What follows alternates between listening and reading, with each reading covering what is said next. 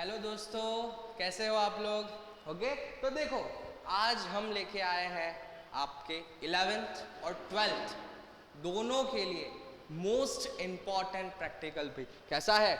Most important practical, जिसका नाम है सिस्टमैटिक क्वांटिटेटिव एनालिसिस, यानी कि सिंपल आप कहोगे इसको टाइट्रेशन। क्या है? टाइट्रेशन। ओके तो ये आपका सबसे इंपॉर्टेंट प्रैक्टिकल है, चाहे वो 11th में हो चाहे वो 12th में हो। 11th में इसका वेटेज अराउंड 20 मार्क्स है और 12th के अंदर इसका जो वेटेज है वो 14 से लेके 15 मार्क्स तक का है। तो आपको ये प्रैक्टिकल हम अच्छे से सिखाएंगे। ओके आज हम इसके थियोरिकल पोर्शन और एक छोटा सा सिमुलेशन देखने वाले हैं। ओके तो चलो नेक्स्ट, अब हम बढ़ते हैं आगे। ओके अब देखो, सबसे पहला आज जो हम प्रैक्टिकल देखेंगे उसमें हम 12th के जो प्रैक्टिकल्स है वो देखने वाले हैं। ओके 11th में भी प्रैक्टिकल की मेथड सेम होती है। ओके तो चलो स्टार्टिंग हम करते हैं। सबसे पहले हमारा ऑब्जेक्टिव क्या है कि हमें KMnO4 यानी कि हमारा पोटेशियम परमैंगनेट। तो KMnO4 जो है उसका वर्सेस या तो ऑक्जेलिक एसिड या तो फेरस अमोनियम सल्फेट का जो टाइट्रेशन है वो हमें करना। तो चलो KMnO4। अब नेक्स्ट आगे बढ़ते हैं कि टाइट्रेशन एग्जैक्टली होता क्या। टाइट्रेशन जो है इसमें हम क्या करते हैं कि एक एसिड लेते हैं, एक बेस लेते हैं। ओके दोनों को हम अलग अलग वेसल्स के अंदर भरते हैं। ओके उसके बारे में आगे बात करेंगे कौन से वेसल्स है। तो ये जो एसिड है, बेस है, उनके साथ साथ हम इंडिकेटर भी डालते हैं। किसी में इंडिकेटर की जरूरत ना हो तो नहीं भी डाल सकते। तो ये टाइट्रेशन में क्या होगा, एसिड और बेस को ड्रॉप बाय ड्रॉप एक दूसरे के साथ मिक्स करेंगे। इससे हमें जो है इंडिकेटर का कलर चेंज होता हुआ दिखेगा और जैसे ही वो कलर चेंज हो जाएगा हमें पता चल जाएगा कि भाई कितने अमाउंट का, यानी कि कितने कॉन्सेंट्रेशन का जो बेस है या फिर जो एसिड है वो हमने लिया है। ओके तो अब देखते हैं। चलो सबसे पहले उसका थियोरिकल पोर्शन क्या करेंगे। सबसे पहले कोई भी एक या KMnO4 या तो फिर कोई भी ऑक्जेलिक एसिड या फेरस अमोनियम सल्फेट, उन दोनों में से कोई भी एक है उसका कॉन्सेंट्रेशन हम फिक्स कर लेंगे। जैसे आपके इन प्रैक्टिकल्स के अंदर जो भी कंसंट्रेशन फिक्स किया गया है वो एसिड्स का कंसंट्रेशन फिक्स किया गया। ओके तो चलो वो फिक्स कंसंट्रेशन होगा। आपको कंसंट्रेशन फाइंड करना है KMnO4 जो कि एज अ बेस हम यहाँ पे यूज कर रहे हैं। एक और इंपॉर्टेंट बात, यहाँ पे इस प्रैक्टिकल के अंदर हम कोई भी इंडिकेटर नहीं डाल रहे हैं। ओके अगर KMnO4 से अलग कोई KMnO4 से कोई अलग बेस होता तो हम इंडिकेटर का यूज करते। इधर जो हमारा KMnO4 है वो सेल्फ इंडिकेटर है। कैसा है? Self indicator. ओके चलो अब नेक्स्ट आगे बढ़ते हैं प्रैक्टिकल में। ओके अब जाते हैं हम पर्टिकुलर सिमुलेशन के अंदर। ओके चलो ओके अब इधर देखोगे। अब यहां से हम पहले समझते हैं टाइट्रेशन के अंदर हम कौन कौन से इंस्ट्रूमेंट्स और कौन कौन से वेसल्स यूज करने वाले हैं। सबसे पहला ये जो आपको दिख रहा है इसको हम बोलते हैं ब्यूरेट। क्या कहेंगे? ब्यूरेट। ओके इस वेसल को आप ध्यान से याद रख लें, इसको हम कहते हैं ब्यूरेट। नेक्स्ट ब्यूरेट को हम एक स्टैंड के ऊपर रखते हैं और उस स्टैंड को हम ब्यूरेट स्टैंड ही कहते हैं। ओके चलो अब नेक्स्ट ये है हमारा कोनिकल फ्लास्क जिसको आप मेनली सभी लोग जानते हो, और बर्नर जिसमें अगर हमें कभी हीट करने की जरूरत पड़े तो हम कर सकते हैं। अब हमारा प्रैक्टिकल में सबसे पहला जो स्टेप होगा वो क्या होगा कि हमारी जो ब्यूरेट है, फिर फ्लास्क है, फिर आपको एक और चीज दी जाएगी पिपेट। ओके तो ये जो सारे इंस्ट्रूमेंट हैं उनको पहले आपको पानी से अच्छे से धो देना है। जैसे तैसे पानी से नहीं, डिस्टिल्ड वाटर का यूज करके आपको इन सबको अच्छे से वॉश कर लेना है। ओके, तो ये था आपका फर्स्ट स्टेप। नेक्स्ट स्टेप में आपको क्या करना है, आपको सबसे पहले सभी चीज को अरेंज कर लेना है। ब्यूरेट स्टैंड लेना है, इसके अंदर ब्यूरेट लगा देंगे। ओके, अब पर्टिकुलर कॉमनली जो हम मेथड यूज करते हैं कि भाई जो हमारा ब्यूरेट है उसके अंदर हम बेस पुट करेंगे। कौन सा पुट बन गए, बेस। ओके, तो इसके अंदर जो भी बेसिक चीज आप यूज कर रहे हो वो इसके अंदर रख देंगे। यहाँ पे हमारे पास बेस KMnO4 है तो हम इसके अंदर KMnO4 फिल कर दिया। ओके, चलो अब KMnO4 हमने फिल किया है, पर कहाँ तक फिल करना है, तो देखो यहाँ ये जो है आपको दिख रहा है 0। ओके, तो देखो ये 0 है। ओके, तो ये जो 0 है वहां तक आपको KMnO4 फिल कर लेना है। अब यहाँ पे सिमुलेशन में थोड़ा सा अलग है, और जब हम प्रैक्टिकल करने वाले हैं तब वहां पे थोड़ा सा डिफरेंस हमें देखने को मिलेगा कि जो भी हमारी ब्यूरेट है उसमें समझो 0 यहाँ पे है। ओके, देखो 0 कहाँ पे है, यहाँ पे। अब परफेक्ट जब भी 0 सेट करना है तो वो कुछ इस तरीके से हमें दिखेगा। ओके, देखो कि जब भी हमें परफेक्ट 0 सेट करना है ऐसे U बनेगा। क्या बनेगा, U, कि उसका जो U का जो सेंटर पोर्शन है वो 0 की लाइन के ऊपर टच होना चाहिए, और साइड में से थोड़ा जो लिक्विड है वो इस हिसाब से देखने को आपको मिल सकता है। तो ये सबसे पहला पॉइंट प्रैक्टिकल का, 0 सेट करना। क्या करना, 0 सेट करना।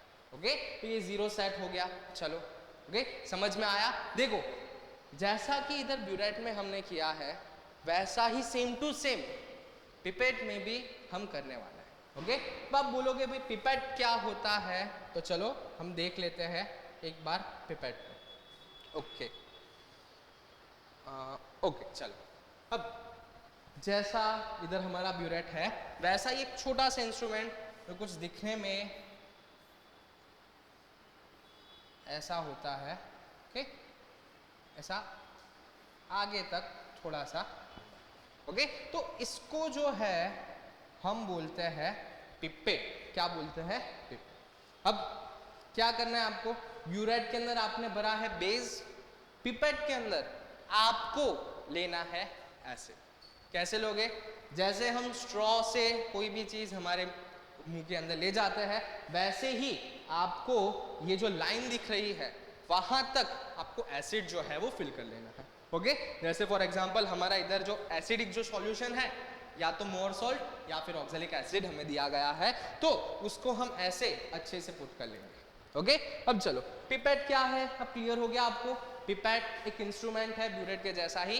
ओके, तो ये जो इंस्ट्रूमेंट है उसको आप जैसे स्ट्रॉ का यूज करते हो वैसे इसका यूज करना है, और यहाँ पे जो लाइन है वहां तक, जैसा इधर U हमने देखा यहाँ पे ऐसा नहीं, कुछ ऐसा U दिखेगा आपको, वैसा ही सेम टू सेम आपको पिपेट में भी देखने को मिलने वाला है। ओके, चलो, तो होप सो आपका जो पिपेट है, पिपेट का पोर्शन वो क्लियर हो गया। ओके, अब चलो नेक्स्ट जो पोर्शन है, अब आगे क्या करें। चलो सबसे पहले तो हमने क्या किया, ब्यूरेट को फिल कर लिया, 0 सेट कर लिया। ओके, नेक्स्ट अब पिपेट जो है वो पिपेट के अंदर उसका मेजरमेंट होता है 10 ml। तो ये जो 10 ml है वो आपको एसिड उसके अंदर फिल कर लेना है। कब तक सर करना है, जब तक वहाँ पे एक जो छोटी सी लाइन ऐसी दी होगी वहाँ पे ये U ना बन जाए तब तक आपको उसके अंदर एसिड कर लेना। फिर ये जो 10 ml एसिड आपने लिया उसको हमें ले लेना है कोनिकल फ्लास्क के अंदर। ओके, तो वो एसिड हमने डाला कोनिकल फ्लास्क में।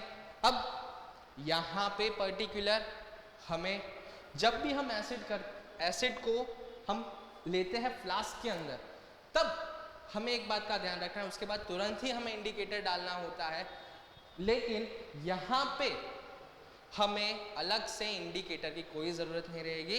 रीज़न KMnO4 जो है वो सेल्फ इंडिकेटर, क्या है, सेल्फ इंडिकेटर। तो चलो यहाँ पे अगर KMnO4 नहीं होता एज अ बेस तो हम इधर कोई इंडिकेटर लेते, यहाँ पे KMnO4 है तो इधर हमें कोई भी इंडिकेटर डालने की ज़रूरत पड़ने वाली नहीं है। अब नेक्स्ट स्टेप क्या आएगा, नेक्स्ट स्टेप ये आएगा, एक जो टेस्ट ट्यूब है उसको भर के डाइल्यूट H2SO4 हमें ले लेना, ओके। एक टेस्ट ट्यूब भर के डाइल्यूट H2SO4 ले लिया, उसको हमने जो एसिड लिया है उसके साथ मिक्स कर देना, ओके। तो उसको हमने मिक्स कर दिया और अच्छे से फ्लास्क को मिक्स कर लेना, ओके। फ्लास्क को अच्छे से शेक कर लेना। अब नेक्स्ट, अगर ये चलो यहाँ तक हमने किया, अब नेक्स्ट जो प्रोसेस आएगी उसमें हम करेंगे टाइट्रेशन। टाइट्रेशन में क्या, फ्लास्क को उठा के यहाँ पे ले जाएंगे, ओके।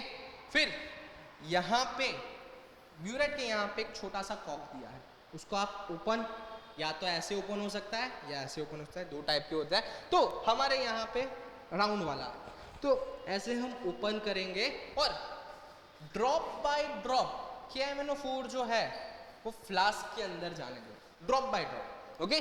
1 बाय 1 एक एक एक ऐसे ड्रॉप गिरता है, वैसे ही ड्रॉप बाय ड्रॉप डालेंगे, साथ में ही फ्लास्क को मिक्स कर देंगे। ये जब आप प्रोसेस करोगे तब क्या होगा, आपका जो फ्लास्क है उसके अंदर धीरे धीरे एक पॉइंट के बाद एकदम लाइट पिंक कलर हो जाएगा, ओके। जिस भी पॉइंट पे ये लाइट पिंक कलर हो जाए, ओके, जो भी पॉइंट है उस पॉइंट पे ये लाइट पिंक कलर हो जाए, उस पॉइंट को हम अपनी रीडिंग के तौर पे लिख देंगे, ओके। तो पॉइंट तो चलो वो क्लियर हो गया। उस पॉइंट से हमें ये कंसंट्रेशन का जो बेस है वो प्रेजेंट है, हम उसको वॉल्यूम की रीडिंग के तौर पे हम नोट कर लेंगे। फिर आगे एक छोटी सी कैलकुलेशन करनी है, कैलकुलेशन करेंगे, उसके बाद जो है हमें पर्टिकुलर हमारा जो KMnO4 है उसकी स्ट्रेंथ जो है वो पता लग जाएगी, ओके। चलो, तो अब हम देखते हैं, एक बार छोटा सा इसका एक टेबल देख लेते हैं कि इसके बाद आपको क्या करना रहता है, ओके। चलो, ओके, देखो अब यहाँ पे कैलकुलेशन की बात आई, चलो कैलकुलेशन को समझते हैं। अब देखो, मोलारिटी, सबसे पहला कि मोलारिटी को M1 और दूसरी मोलारिटी को M2 जो हमें फाइंड करना है। वैसे ही volume of titrate, number of moles कितने हैं, इनिशियल रीडिंग, फाइनल रीडिंग, ये सारी चीज़ें हमें जो है इस पर्टिकुलर ये हमारा टेबल है उसके अंदर हमें लिख लेनी है, ओके। इस टेबल के अंदर क्या आएगा, रुको, इस टेबल में से ये हटा देते हैं, ओके। चलो, अब टाइट्रेट को भी हटा दें। अब सबसे पहले जो हमारी रीडिंग आएगी उसको हम वॉल्यूम के अंदर लिखेंगे। जो भी रीडिंग आई उसमें इनिशियल रीडिंग, फाइनल रीडिंग उस तरीके से आपको करना है। इनिशियल रीडिंग, इसको मैं इनिशियल रीडिंग ले लेता हूँ, इसको मैं फाइनल रीडिंग बोल लेता हूँ, और ये जो हमारा V1 है इसको मैं कॉन्कोर्डेंट रीडिंग कह देता। तो ये इनिशियल रीडिंग, यानी पिपेट की हमारा जो ब्यूरेट है, पिपेट नहीं ब्यूरेट, ब्यूरेट के अंदर स्टार्टिंग में कहाँ से आपने टाइट्रेशन स्टार्ट किया। जैसे फॉर एग्जांपल हमने जो ऊपर देखा, क्या देखा हमने ऊपर हमने कहाँ से स्टार्ट किया, जीरो से। कहाँ से स्टार्ट किया, जीरो से। तो चलो भाई हम जीरो लेके चलते हैं, ओके। हमारी इनिशियल रीडिंग जो है वो इस हिसाब से जीरो हो जाएगी। फाइनल रीडिंग क्या होगी, फाइनल रीडिंग जो है वो पर्टिकुलर जहाँ पे भी आपका जो कलर चेंज है वो आपको दिखा, तब ब्यूरेट के अंदर जो भी वैल्यू आपको दिखेगी वो आपकी फाइनल रीडिंग में आ जाएगी। फॉर एग्जाम्पल हम लेके चलते हैं कि 5 जो है मेरी फाइनल रीडिंग आ गई, तो ऐसे करके आपको 3 से 4 रीडिंग लेनी है। फिर उसके बेसिस पे आपको कॉन्कोर्डेंट रीडिंग निकालनी है। कॉन्कोर्डेंट रीडिंग जो है वो क्या होगी, मोस्टली जो रीडिंग रिपीट हो रही है वो रीडिंग हम कॉन्कोर्डेंट रीडिंग में लेंगे, ओके। तो इस तरीके से इसका जो ऑब्जर्वेशन टेबल है हम बना देंगे। और नेक्स्ट जो पोर्शन है उसके अंदर हम क्या करेंगे कि एक छोटा सा सिंपल सा कैलकुलेशन जो है हम कर देते हैं, ओके। एक छोटा सा कैलकुलेशन हम यहाँ पे देख लेते हैं, चलो, ओके। अब कैलकुलेशन क्या है, A1 M1 V1 is equal to A2 M2 V2, okay. A1 M1 V1 is equal to A2 M2 V2। इसमें A1 और A2 की जो वैल्यू होती है वो आपने कौन से रिएक्टेंट लिए हैं उस हिसाब से एक फिक्स वैल्यू उसकी हो जाती है, ओके। आपने जो रिएक्टेंट लिए हैं उस हिसाब से उसकी एक फिक्स वैल्यू हो जाएगी।